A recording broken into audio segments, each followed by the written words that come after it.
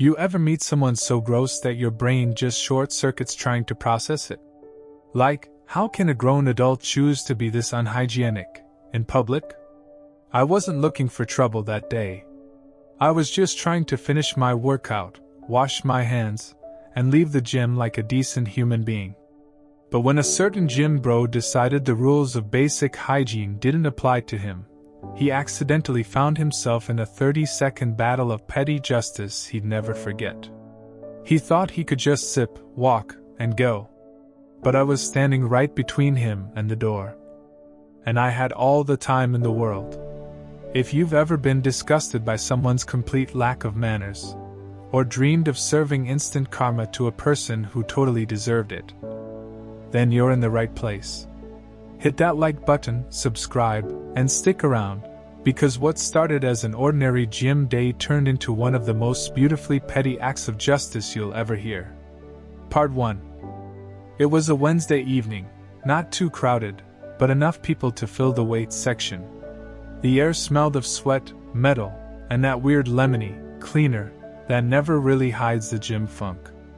I'd just finished my final set of deadlifts, hands trembling slightly, skin sticking to the bar.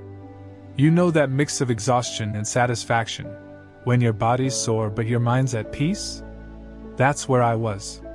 So naturally, before heading out, I did what I always do, stopped by the locker room bathroom to wash my hands. Call it habit. Call it hygiene. I just call it common sense. I pushed open the door, and there he was. A tall, tank-top-wearing gym bro at the urinal. The kind who flexes between sets, takes mirror selfies, and treats every piece of equipment like his personal throne. He finishes up, zips, and, without even glancing at the sink, starts walking toward the exit.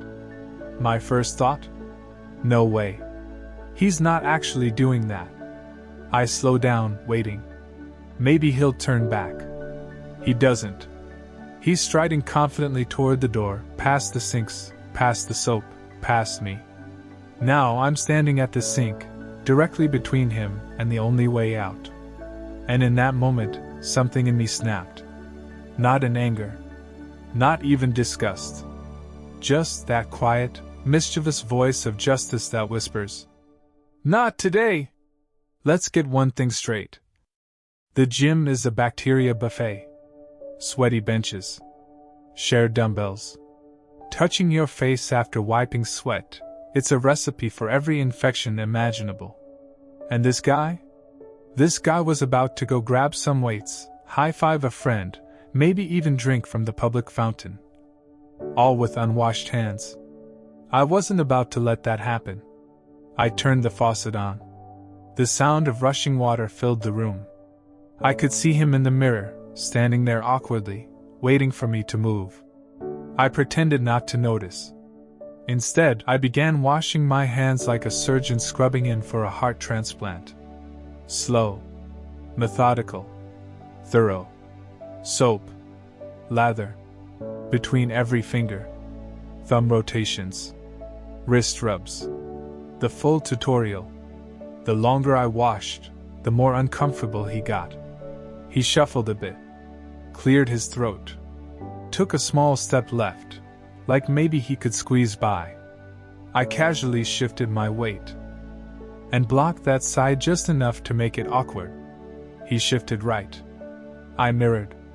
Our silent standoff had begun. Now I could have just said something like, "Wash your hands, man." But no. That would have been too easy. Too obvious. This wasn't about words. This was about principle.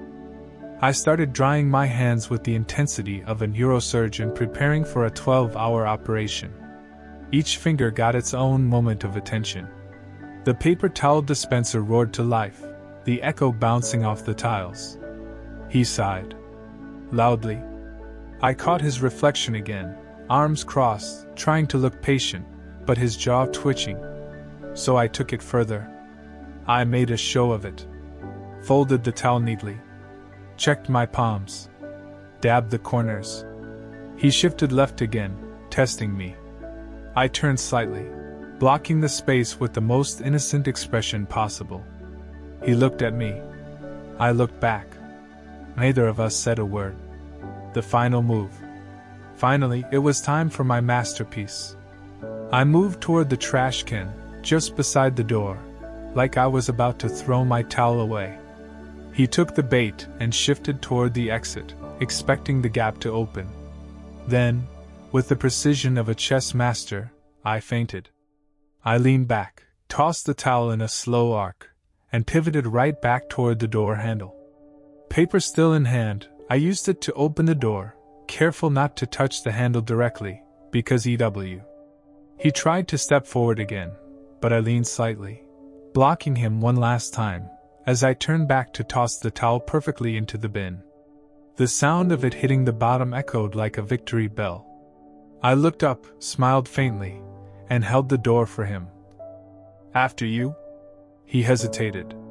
Then walked out, red-faced, silent, and I'm sure, very aware that he'd just been schooled in the art of petty hygiene justice.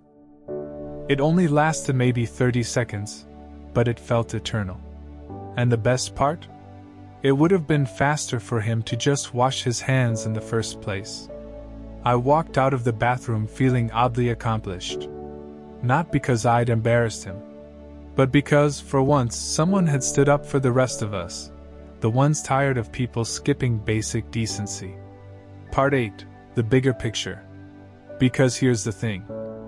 In the gym world, like life, little things matter. You rack your weights. You wipe your sweat. You wash your hands. They're all small acts of respect. And yet, every day, people act like those things are optional.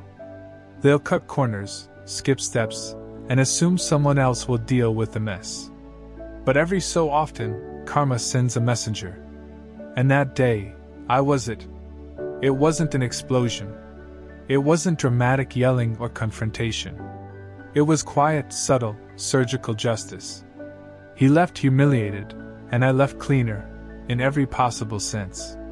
Because revenge doesn't always need to be loud. Sometimes, all it takes is a little soap and patience. You know, we talk a lot about karma in big ways, cheating partners, lying bosses, manipulative families. But sometimes karma happens in small, silly moments. Like a bathroom at the gym, where one man's laziness met another man's stubborn hygiene routine. And honestly, that's enough for me. If that story made you smile, or made you rethink how long you wash your hands, hit that like button and drop a sweat droplets in the comments. Tell us, what's the pettiest but most satisfying revenge you've ever seen? And don't forget to subscribe for more real-life karma stories that prove one thing. No act of nastiness goes unwashed forever.